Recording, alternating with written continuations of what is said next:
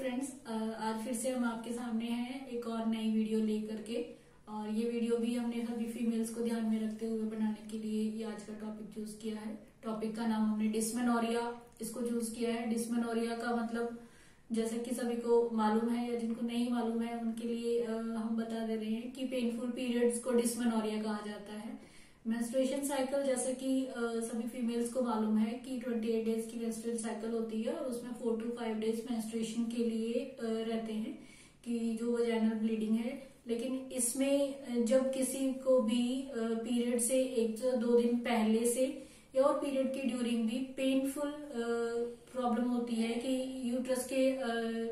Uterus में जो है पेन या लोअर एब्डोमेन में जो पेन फील होता है, क्रैम्प्स होता है और वो पेन आपके बैक, लेग्स और थाइस तक भी जा रहा है, तो उसको हम डिस्मेनोरिया कहते हैं। डिस्मेनोरिया का ये बेसिक सिम्टम बताया गया है। इसके अलावा कुछ एडिशनल सिम्टम भी हैं। बहुत लोगों को जहाँ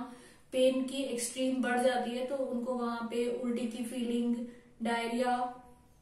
हेडेक, भूख नहीं लगना, पेट में गैस होना, इस तरह के सिम्टम्स भी अपीयर होने लगते हैं।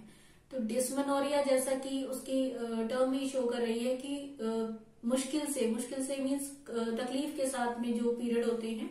वो डिस्मेनोरिया है। डिस्मेनोरिया को दो टाइप्स में डिवाइड किया गया है, that is primary and secondary dysmenorrhoea.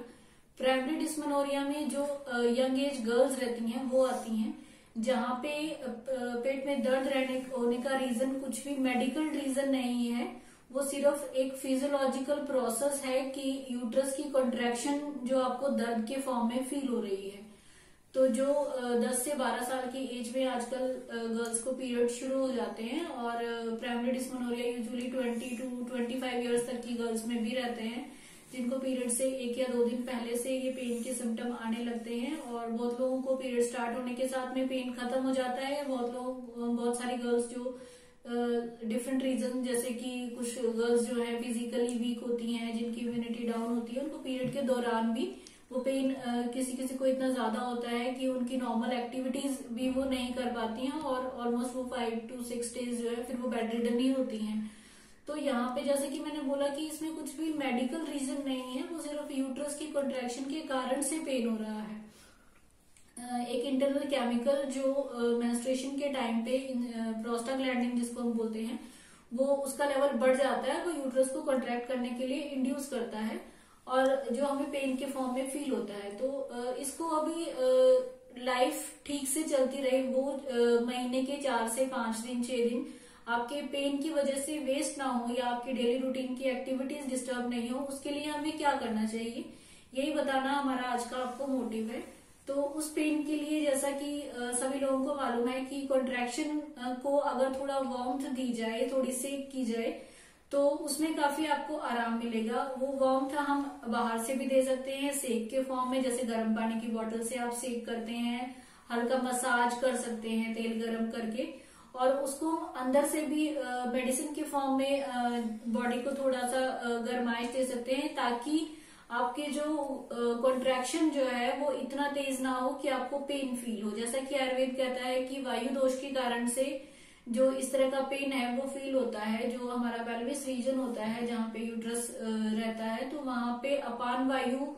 का बेसिक काम है कि यूट्रस से मेंस्ट्रुअल फ्लो को बाहर निकालना, और जब उसके डायरेक्शन में किसी भी तरह की रुकावट आ जाती है तो ये पेन फील होता है। तो इसी को दूर करने के लिए, वायु को सेटल करने के लिए यही सबसे बड़ा रीजन सपोर्ट है कि हम उसको वार्मथ दें, मसाज दें, और वात का शमन करने का भी यही सबसे अच्छा तरीका बताया गया है, स्नेहन और स्वेदन। इसलिए पेल्विक रीजन की, लोअर एब्डोमेन की अच्छे से हल्के हाथ से आप मसाज करें और गर्म पानी से सेक करें, उसमें आपको बहुत आराम मिलेगा। तो ये सभी लोग कर सकते हैं जिनको भी इस तरह की पेन की प्रॉब्लम रहती है। दूसरी चीज है कि आप इंटरनल क्या ले सकते हैं। इंटरनल लेने के लिए कुछ मेडिसिन भी बताए गए हैं और कुछ होम रेमेडीज भी बताई गई हैं। तो होम रेमेडीज में आप अजवाइन का काढ़ा ले सकते हैं। 1 चम्मच अजवाइन को 1 गिलास पानी में आप बॉईल करिए, थोड़ा सा गुड़ डालकर, जो 1/4 रह जाए तो उसको थोड़ा कोसा ही जो है आप उसको पीजिए। आप पीरियड के दौरान पूरा वो 5 to 6 डेज के पीरियड में आप उसको सुबह शाम ले सकते हैं, जिससे आपको पेन में काफी आराम मिलेगा। जिंजर टी इसमें बहुत फायदा करती है क्योंकि वो भी गर्म है और वात का शमन करने में काम करेगी, तो आप जिंजर टी इस्तेमाल कर सकते हैं। इसके अलावा कुछ मेडिसिन भी बताई गई हैं, जैसे कि रजप्रवर्तनी वटी एक मेडिसिन का नाम है। रजप्रवर्तनी उसको बोला ही इसलिए गया है कि वो पीरियड को इजीली गो थ्रू करने के लिए काम करती है, तो आप रजप्रवर्तनी वटी का सेवन भी कर सकते हैं। दशमूल का काढ़ा इसमें काफी अच्छा काम करता है, तो दशमूल काढ़ा जिनको सिर्फ पीरियड के डेज में प्रॉब्लम रहती है तो वो दशमूल काढ़ा बना हुआ भी आता है और वो ड्राई हर्ब्स भी आती हैं, उसको भी आप 1 चम्मच 1 गिलास पानी में बॉईल करें और 1/4 रह जाए तो वो सुबह शाम रजप्रवर्तनी वटी के साथ 2 टैबलेट आप उसको ले सकती हैं, और नो डाउट वो यूट्रस के कॉन्ट्रैक्शंस को कम करेगा और आपको पेन की प्रॉब्लम उससे काफी रिलीफ मिल जाएगा। जिन गर्ल्स को फिजिकल वीकनेस की वजह से भी बहुत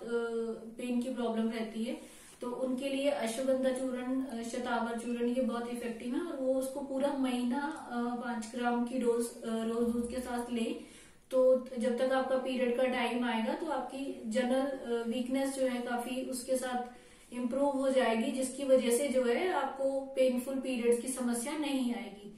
तो इस जैसे ये तो मैंने बताया कि प्राइमरी डिस्मेनोरिया जिन लोगों को कोई मेडिकल कंडीशन नहीं है, सिर्फ जनरल वीकनेस की वजह से या एक फिजियोलॉजिकल प्रोसेस की वजह से आपको जो पेन हो रहा है उसको हम कैसे कंट्रोल कर सकते हैं या उसको कैसे कम कर सकते हैं ताकि आपका डेली रूटीन डिस्टर्ब ना हो।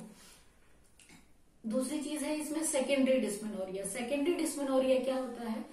कि वो 25 प्लस जो लेडीज हो जाती है उनको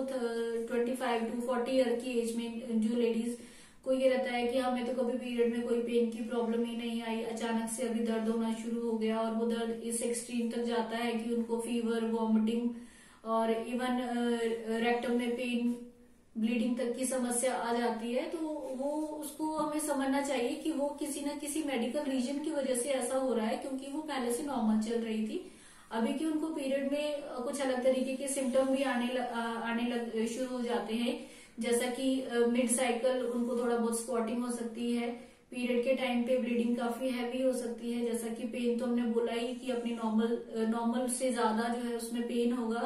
इतना पेन रहता है कि उनको सीधे खड़ा होना बहुत मुश्किल हो जाता है, ब्लीडिंग बहुत हैवी होगी तो वो अनीमिक भी हो जाएंगी और वीकनेस भी काफी ज्यादा फील करते हैं। तो हमें इसका रीजन समझने की जरूरत है। तो उसका रीजन जनरली जो देखा गया है 30 to 40 ईयर्स की लेडीज में कोई फाइब्रॉइड की समस्या खड़ी हो जाए, कोई ओवेरियन सिस्ट, एंडोमेट्रियोसिस या पेल्विक एरिया में किसी भी तरीके की सूजन की वजह से जो कोई बीमारी खड़ी हो जाती है तो वहां पे पीरियड पेनफुल हो जाते हैं। तो जब इस तरीके की समस्या मतलब एक एज से बाहर जाके जब अचानक ही आपको लगे कि आपके पीरियड के टाइम पे कुछ अलग तरीके के सिम्टम आने शुरू हो गए हैं तो आपको जरूर अपने डॉक्टर से मिलना चाहिए, ताकि वो आपके कुछ प्रॉपर टेस्ट जिसमें कि अल्ट्रासाउंड वगैरह रहते हैं, स्कैन्स रहते हैं, आपके ब्लड टेस्ट रहते हैं, वो करेंगे और आपका मेडिकल रीजन उसमें रूल आउट करेंगे कि आपको ऐसा क्यों अचानक से होने लगा है, और जब रीजन वहां मिल जाएगा तो उसको ही ट्रीट किया जाता है। यहाँ पे फिर हम होम रेमेडीज का कुछ उस तरीके से फायदा नहीं हो पाएगा, चाहे आप पीरियड के टाइम पे उसमें अजवाइन ले भी रही हैं तो भी आपको वो ज्यादा बेनिफिट नहीं दे पाएगा, क्योंकि उसका एक अपना कारण है कि उस टाइम पे पीरियड में आपको तकलीफ क्यों हो रही है। तो आपका अगर कोई इस तरह का रीजन रूल आउट होता है जहाँ पे आपकी एज फैक्टर और जैसा कि मैंने बताया कि पीरियड के टाइम पे पेन अचानक से ही दर्द ज्यादा होने लगा है, तो आपको डॉक्टर से मिलके उसको कंसल्ट करना चाहिए ताकि आपका रीजन मिले और उसको भी जो है फिर ट्रीट किया जा सके। वहां पे डिस्मेनोरिया में कोई नुस्खे काम नहीं आएंगे, वो आपको डॉक्टर से मिलना है, इसलिए मैं बार बार बोल रही हूँ जरूरी है, क्योंकि वहां पे वो कंडीशन जो है आपको घर पे बैठ के सॉल्व नहीं करना है, उसके लिए आपको स्पेसिफिक ट्रीटमेंट की जरूरत है, वो आप जरूर ले। तो यही हम आज के टॉपिक के लिए बोलना चाह रहे थे। तो आज के टॉपिक में ये इम्पोर्टेंट चीज थी, हमारा मेन मोटिव यही था कि प्राइमरी डिस्मेनोरिया में जो गर्ल्स को ज्यादा प्रॉब्लम रहती है वो इस चीज को समझें कि बॉडी की जनरल वीकनेस को दूर करना बहुत जरूरी होता है, तभी आप ये पीरियड का टेरर आपको नहीं होगा। वो 4-5 दिन आपको जो डेट आने के टाइम पे आप पहले से डरना शुरू कर देती हो वो नहीं होगा। आप ये थोड़े नुस्खे जो हमने बताए हैं इस पे ध्यान दें, अपनी डाइटरी हैबिट्स पे ध्यान दें, फास्ट फूड, फ्राइड फूड इस तरह की चीजें नहीं खाएं, अच्छी डाइट लें, फ्रूट्स वगैरह ज्यादा लिया करें, और हल्का फुल्का एक्सरसाइज में प्राणायाम, कपालभाति, अनुलोम विलोम इस तरह की एक्सरसाइज जरूर ध्यान दें, ताकि आप अपने लाइफ का पूरे साल के पूरे हर महीने के 30 दिन अच्छे से अपनी लाइफ बिता पाए और डेली एक्टिविटीज बहुत अच्छे से कर पाए। Thank you.